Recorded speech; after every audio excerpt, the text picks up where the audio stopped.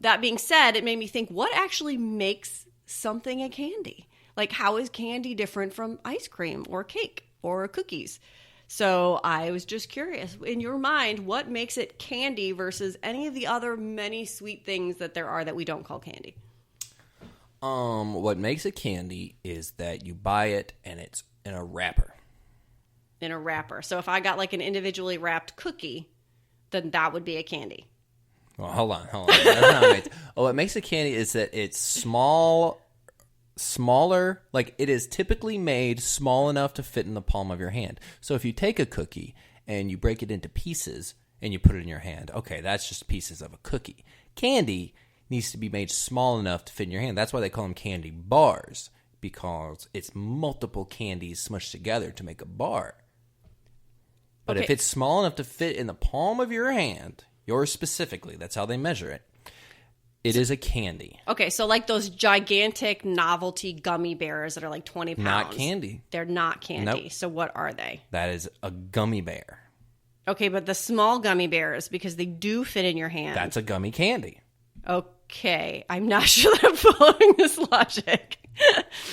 Okay, so let's say you have a cake, a really big cake. Yes. You call that a cake. Yes. Let's say you had a really, really shrunken down cake and it was in the palm of your hand. Like a cupcake. No, that would... What cupcake is fitting in the palm of your hand? Those little mini cupcakes. No, because not only does that have to fit in the palm of your hand, a strong wind shouldn't be able to knock it over. A cupcake would tip over, so that's different. That's like saying... I mean, there are lots of big things. I could probably take a chicken leg and stand it up perfectly to make it stay in the palm of my hand. No, that didn't work. If a strong wind would blow it over, it's no longer it is no longer candy. It goes back to being like a dessert. I'm completely flummoxed by this answer. It's the right answer. That's how it works. So I mean, the main thing is that nobody ever, but no, not nobody, one person ever sees a piece of cake and a Tootsie Roll and goes, "Which one of these is candy?" But for the few people who have, I researched this. It's that it fits in the palm of your hand and that a strong wind wouldn't blow it over if you stand it up. So a gummy bear, you don't think a strong wind would knock a gummy bear over if you stood it up? What? Why would you stand it up? To prove that it's candy. A gummy bear would not fall. No, you're Sarah.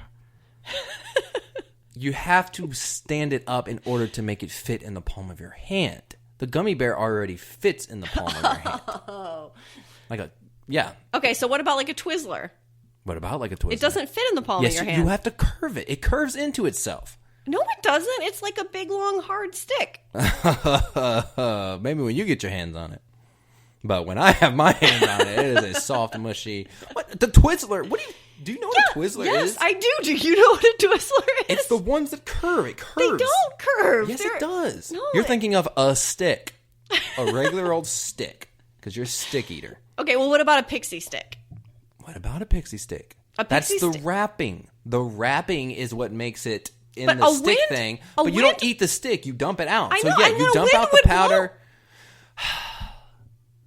The wind test only counts after... What?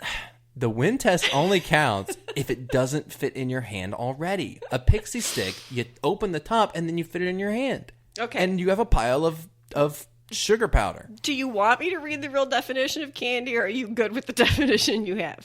Why would I need you to read what I just said?